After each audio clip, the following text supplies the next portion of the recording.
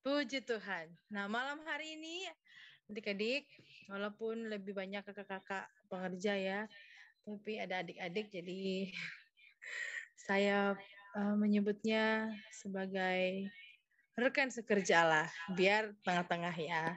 Adik-adik sama pengerja semua Adik bisa aja. masuk dalam rekan sekerja Allah. Nah, malam hari ini rekan sekerja Allah, kita di Kemelhof ini dikasih tema A Clean Heart atau hati yang bersih.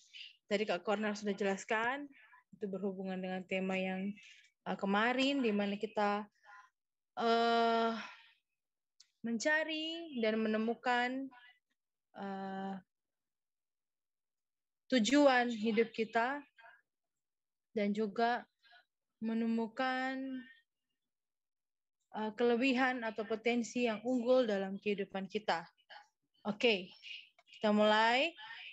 Nah, adik-adik, rekan-rekan Hofer semuanya, yang ganteng-ganteng, yang cantik-cantik, kita tahu bahwa semua manusia di muka bumi ini pada dasarnya sudah tercemar dengan dosa. Setuju? Sejak manusia jatuh dalam dosa, kita bisa lihat itu dalam Kejadian pasal 3, di sana dijelaskan bagaimana manusia itu jatuh dalam dosa, maka hati manusia juga telah terkontaminasi dengan dosa. Saat manusia tergoda dengan iblis, dengan rayuan-rayuannya, lalu jatuh ke dalam dosa, maka secara otomatis juga hati manusia terkontaminasi dengan dosa. Akibat dari hati yang sudah terkontaminasi dengan dosa antara lain, contohnya yang paling sederhana kita lihat adalah Kain. Kain yang iri hati kepada Habel sampai membunuh adiknya Habel. Ya, kita bisa lihat itu dalam Kejadian 4 ayat 5 sampai 8. Di mana Tuhan bertanya kepada Kain, "Mengapa wajahmu muram dan hatimu menjadi panas?" Ya. Kain yang melihat persembahan Habel diterima, lalu hatinya menjadi panas, dan dia memiliki iri hati, lalu berujung dengan membunuh adiknya Habel. Nah, hati manusia yang tidak lagi berada dalam kemurnian, yang tidak lagi bersih, hati manusia yang sudah terkontaminasi atau tercemar dengan dosa, kemudian berubah menjadi hati yang kotor, tidak bersih lagi. Hati manusia yang tidak bersih atau sudah kotor sering menyuarakan hal-hal yang tidak baik. Lebih banyak menyuarakan hal-hal yang tidak baik ketimbang hal-hal yang baik. Sehingga itu sangat mempengaruhi pikiran dan perilaku manusia. Sama ya seperti yang terjadi kepada Kain.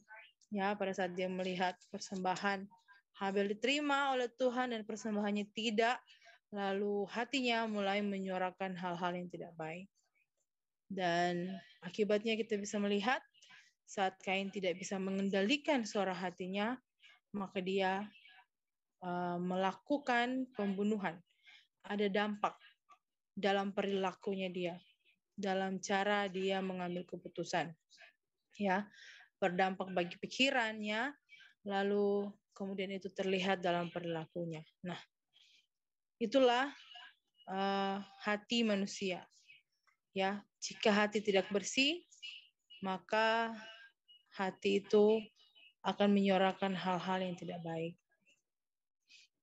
Tetapi, tahukah kita pada awalnya Tuhan menciptakan manusia dengan hati yang bersih. Men, Tuhan menciptakan kita dengan hati yang bersih, hati yang dapat menyuarakan hal-hal yang baik, sesuai dengan kehendak Tuhan. Bahkan Tuhan menciptakan manusia dengan suatu tugas yang mulia, yaitu menjadi penguasa atas seluruh ciptaan Tuhan dan memenuhi bumi dengan keturunan yang memiliki hati yang bersih. Ya, kita bisa lihat itu dalam Kejadian 1 ayat 26 sampai 28. Tuhan menciptakan manusia dengan potensi yang unggul.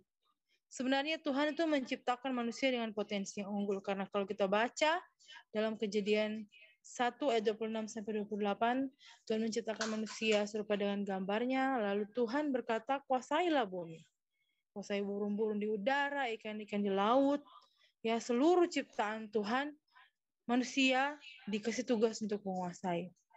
Jadi, kalau Tuhan memberikan tugas itu, berarti Tuhan menaruh potensi unggul dalam kehidupan manusia. Potensi di mana manusia, karena potensi yang Tuhan taruh itu, sanggup untuk memimpin semua ciptaan Tuhan.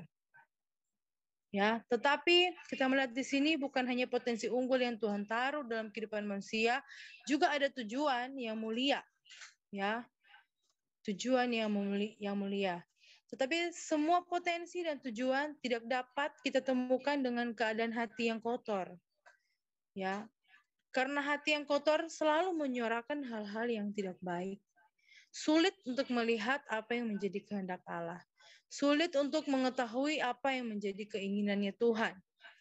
Jika kita ingin mengerti tujuan Tuhan dalam hidup kita dan menemukan potensi yang unggul dalam hidup kita, maka terlebih dahulu kita harus punya hati yang bersih.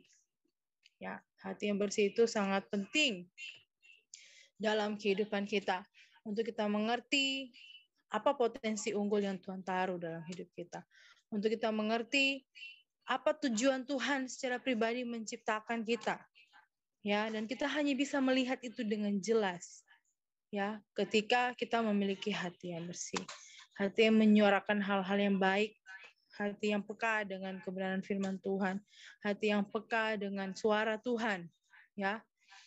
Nah, mari kita mengerti bersama-sama tentang hati yang bersih. Ya, hati yang bersih adalah hati yang telah menerima jamahan Tuhan. Saat kita menerima Tuhan Yesus Kristus secara pribadi dalam hidup kita dan berusaha melakukan firman Tuhan dengan membuat komitmen dalam hidup kita untuk meninggalkan cara hidup kita yang sia-sia, lalu kita memiliki komitmen untuk menjalani hidup sesuai dengan firman Allah, ya, dan ditandai dengan kita melakukan kebenaran-kebenaran firman Tuhan. Salah satunya dengan menerima baptisan air, seperti itu ya, anak-anak remaja. Saat kita menerima baptisan air, kita sama saja dengan kita mengumandangkan komitmen di hadapan Tuhan bahwa kita siap untuk dibersihkan. Kita siap untuk meninggalkan kehidupan kita yang lama. Kita siap untuk menjalani kehidupan yang baru bersama dengan Tuhan di dalam proses-prosesnya Tuhan. Nah, kalau kita melakukan kebenaran-kebenaran firman Tuhan dalam kehidupan kita, itu sama saja dengan kita membuat suatu permohonan di hadapan Tuhan agar hati kita dibersihkan dari hal-hal yang tidak baik dan supaya kita memiliki hati yang bersih. Dalam 2 Korintus 5 ayat 17 di sana tertulis bahwa orang-orang yang ada di dalam Kristus adalah ciptaan baru. Seluruh kehidupannya telah diperbaharui termasuk hati. Jadi kita harus mengerti bahwa sebagai anak-anak remaja yang mencintai Tuhan Yesus Kristus, saat kita menerima Yesus secara pribadi dalam kehidupan kita, bukan karena kita lahir di keluarga Kristen, lalu kita tahu bahwa kedua orang tua kita mengenal Tuhan, lalu kita ikut-ikutan, dibawa ke sekolah minggu, kita ke sekolah minggu, seperti itu ya. Tetapi secara pribadi, dalam kehidupannya adik-adik, ya, secara pribadi adik-adik telah menerima Tuhan Yesus Kristus sebagai juru selamat dalam kehidupan adik-adik. Ya. Dan itu ditandai dengan apa? Dengan adik-adik memberi diri untuk dibaptis. Nah, itu juga salah satu tanda komitmen adik-adik untuk melakukan kebenaran firman Tuhan. Tanda bahwa adik-adik memiliki permohonan agar Tuhan membersihkan diri adik-adik, hati adik-adik dari hal-hal yang tidak baik. Nah, itu yang pertama ya, kita mengerti tentang hati yang bersih itu adalah hati yang telah menerima jamahan Tuhan. Bagaimana kita bisa tahu bahwa kita itu sudah menerima jamahan Tuhan? Ayo. Ya, dalam kehidupan adik-adik semua, adik-adik memiliki kerinduan untuk memiliki hubungan pribadi dengan Tuhan, ya. Di rumah masing-masing, adik-adik punya kerinduan untuk berdoa, punya kerinduan untuk membaca firman Tuhan, ya. Bukan hanya punya kerinduan untuk menonton Doraemon atau Shinchan, atau Upin Ipin, bukan cuman itu ya. Nunggu-nunggu hari Minggu karena hari Minggu dari pagi sampai siang itu kartun semua. Bukan hanya kerinduan yang seperti itu, tetapi adik-adik menunggu hari Minggu karena rindu untuk melayani Tuhan. Adik-adik menunggu hari Selasa karena rindu kemah, seperti itu. Nah, hati yang seperti itu adalah hati yang sudah menerima jamahan Tuhan. Ya, mampu menyuarakan hal-hal yang baik. Ya, dibersihkan. Ya, karena sudah menerima jamahan Tuhan, lalu dibersihkan. Apalagi kalau misalnya adik-adik terus di dalam hatinya memiliki komitmen Tuhan, saya ingin menerima baptisan air. Wah, itu berarti adik-adik punya komitmen yang mantap untuk meninggalkan kehidupan-kehidupan yang tidak berkenan, kehidupan-kehidupan yang sia-sia. Ya. Nah, lalu lebih jauh lagi kita melihat ya. Tetapi ingat, tidak cukup hanya sampai di situ saja. Dengan menerima jamahan Tuhan dan memohon supaya hati kita dibersihkan, tidak cukup sampai di situ saja. Hati yang bersih harus dijaga. Nah, ini yang paling penting. Hati yang sudah bersih itu, karena kita sudah menerima jamahan Tuhan, sudah memiliki komitmen untuk melakukan firman Tuhan, itu harus dijaga adik-adik. Ya, bukan hanya sekali saja kita menerima jamahan Tuhan, tetapi itu harus dijaga. Hati yang sudah bersih harus dijaga. Ya, agar tidak kembali menjadi kotor.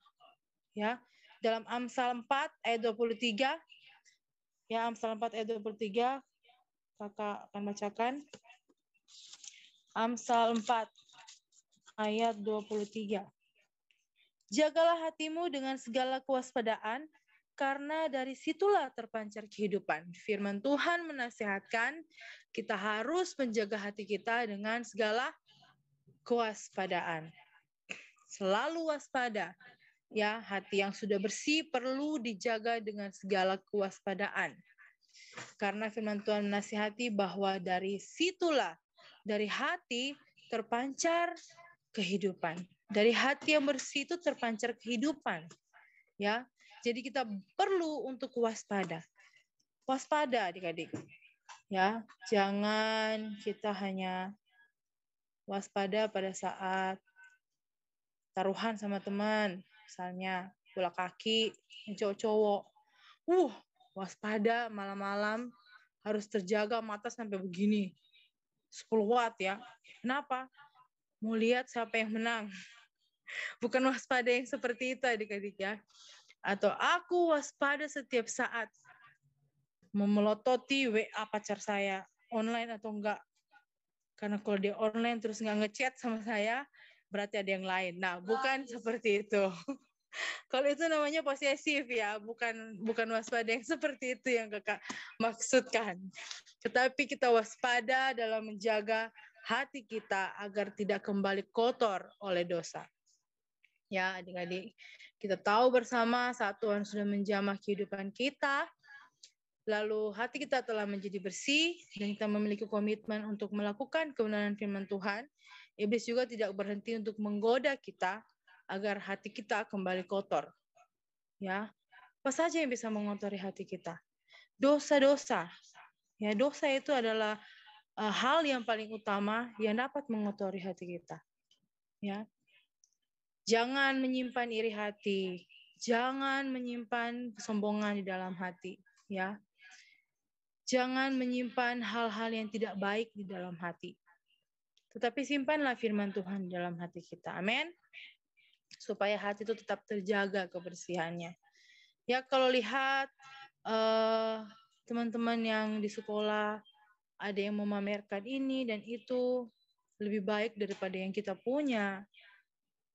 Hati kita harus kita jaga dengan segala kewaspadaan.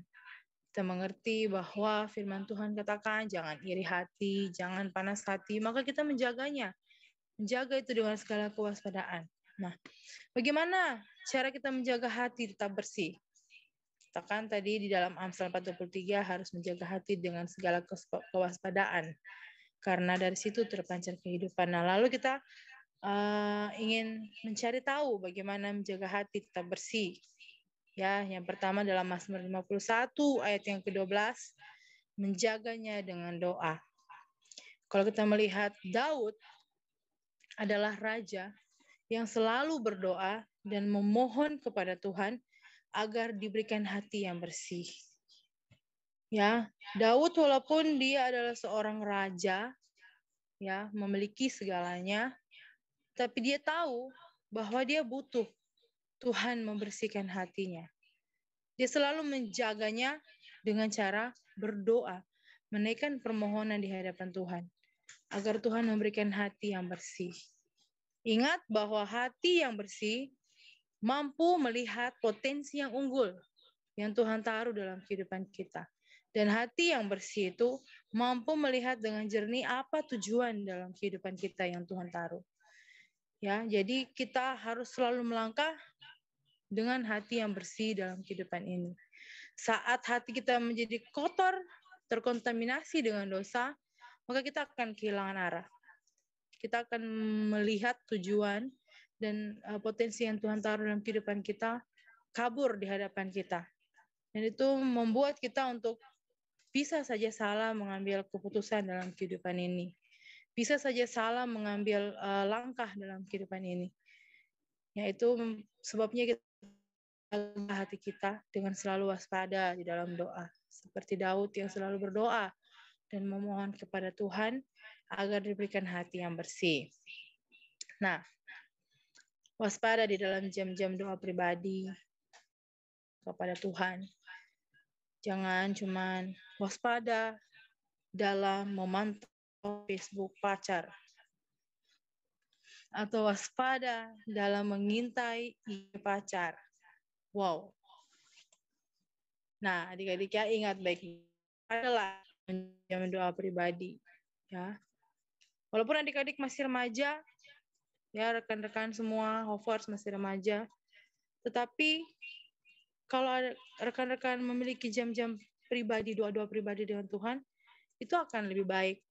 Karena bukan hanya orang dewasa yang harus berdoa secara pribadi, tapi adik-adik juga, anak-anak Hogwarts juga, walaupun masih remaja, butuh jam-jam doa pribadi bersama dengan Tuhan. Di situ adik-adik dapat lebih banyak lagi merasakan hadirat Tuhan, ya, dapat lebih banyak lagi merasakan kekuatan yang Tuhan berikan kepada adik-adik. Doa kita bisa menyadari hal-hal tidak kita mengerti, ya, saat kita berdoa dan Tuhan memberikan hal-hal yang baru dalam kehidupan kita, ya. Roh Kudus menjamah hati kita, selalu membersihkan hati kita. Mungkin dalam sehari itu kita ada sakit hati dengan teman kita, atau ada yang membuat kita terluka hatinya, dan pada saat malam sebelum tidur kita berdoa, katakan kepada Tuhan, Tuhan saya hari ini begini. Tapi saya tidak mau jadi orang yang menyimpan akar pahit, tapi saya tidak mau menjadi orang yang lalu kemudian memiliki hati yang tidak bersih di hadapan-Mu. Tuhan tolong bersihkan hati saya. Saya mau mengampuni, saya mau melepaskan sakit hati saya hari ini.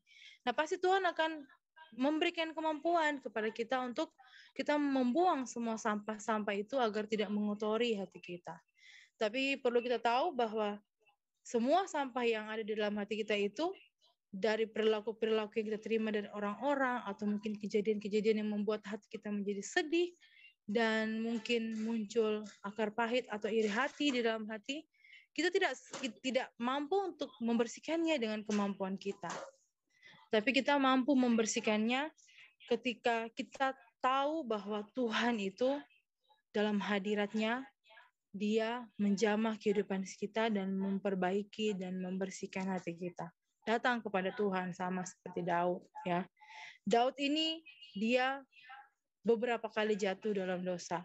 Tetapi ini yang Tuhan suka dari Daud. Saat jatuh dalam dosa, saat melakukan hal-hal yang tidak benar, Daud tidak kemudian langsung ya Tuhan, sudahlah saya tidak mau datang kepadamu. Tetapi tidak, Daud orangnya kalau sudah melakukan yang tidak benar, dia begini. Dia datang kepada Tuhan, dia berlutut minta ampun dosa, memohon, berdoa. Ya, itulah yang Tuhan suka dari Daud. Itu juga dalam kehidupan kita. Tidak menutup kemungkinan kita melakukan kesalahan, karena kita masih manusia biasa. Ya, setiap hari ada godaan, setiap detik, setiap jam pasti ada godaan. selalu digoda untuk melakukan hal-hal yang tidak baik.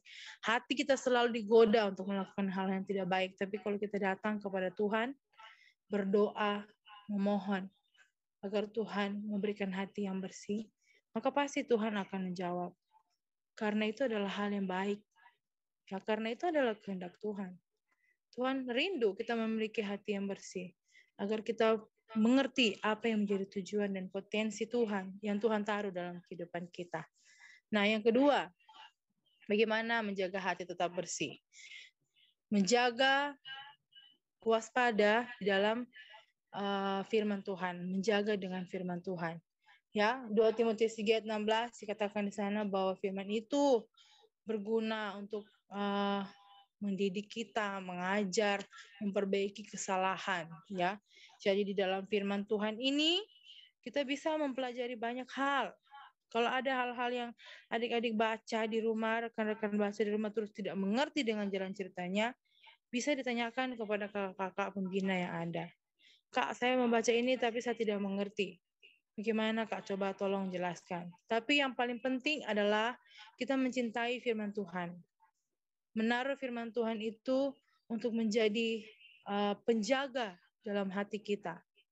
Saat ada godaan iblis, ya, misalnya, coba kamu ambil misalnya hati nih, lihat uang sekepok, uang mama nih sekepok di atas meja, 100.000 lagi merah-merah semua, terus hatinya mulai digoda sama iblis.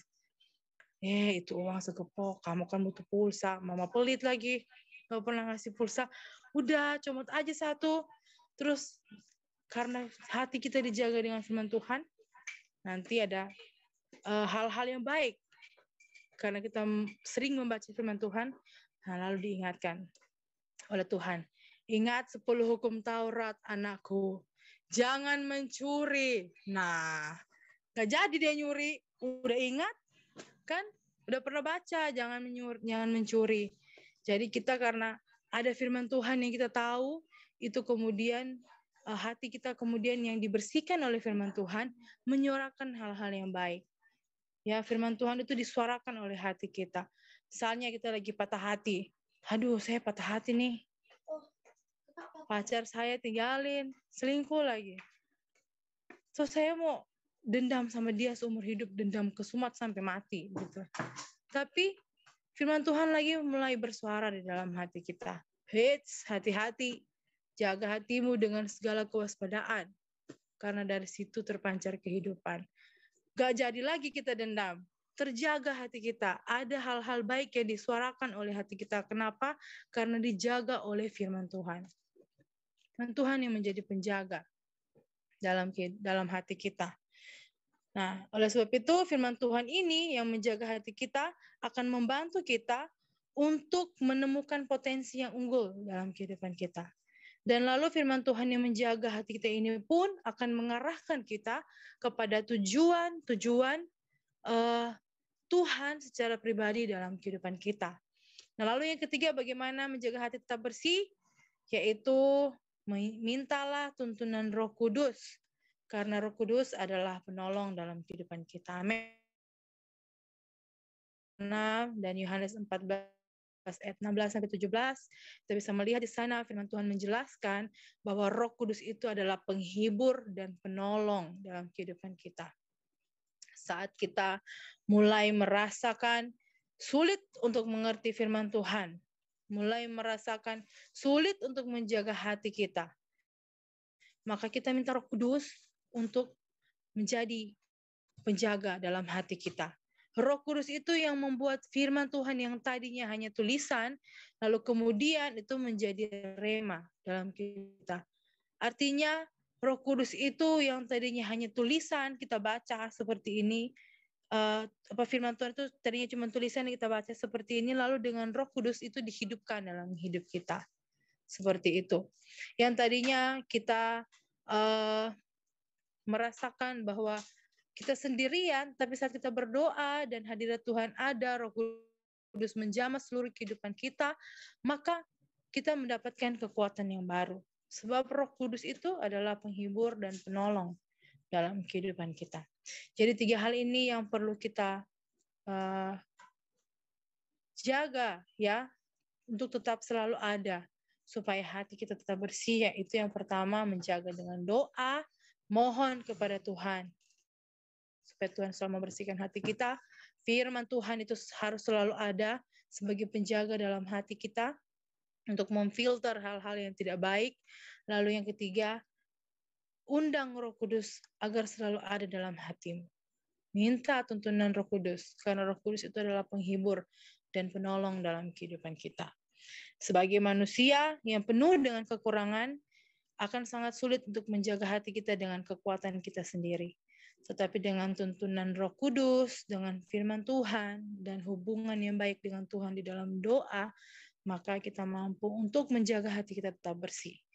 Dan kalau hati kita tetap bersih, maka kita sudah tahu, ya, tujuan kita memiliki hati yang bersih adalah agar kita dapat menemukan potensi unggul yang Tuhan taruh dalam hidup kita dan mengerti tujuan Tuhan dalam hidup kita secara pribadi. Dua hal ini sangat penting dalam kehidupan kita, karena kalau manusia tidak bisa melihat potensi unggul dalam kehidupannya dan manusia tidak bisa mengerti apa yang menjadi tujuan Tuhan dalam hidupnya, maka dia akan cepat mengambil keputusan yang salah. Dan mungkin saja dia akan selalu tinggal dalam keputusan yang salah. Karena apa yang ada di depannya semuanya terlihat kabur. Ya, sebabnya kita butuh hati yang bersih. Hati yang bersih itu seperti mata rohani dalam kehidupan kita untuk melihat kerinduan Tuhan, untuk melihat tujuan dengan jelas, untuk melihat potensi-potensi unggul yang Tuhan taruh dalam kehidupan kita. Puji Tuhan, firman Tuhan sampai di sini, dan saya buka pertanyaan untuk kita semua. Siapa tahu ada pertanyaan, dan siapa tahu ada yang mau menyanggah, memberikan pendapat dan kesaksian, silakan. Kalau tidak ada, kakak punya 2 pertanyaan untuk kita bahas malam hari ini. Silakan. Allah Roh Kudus, jamah hatiku dengan urapanmu, rindu selalu dekat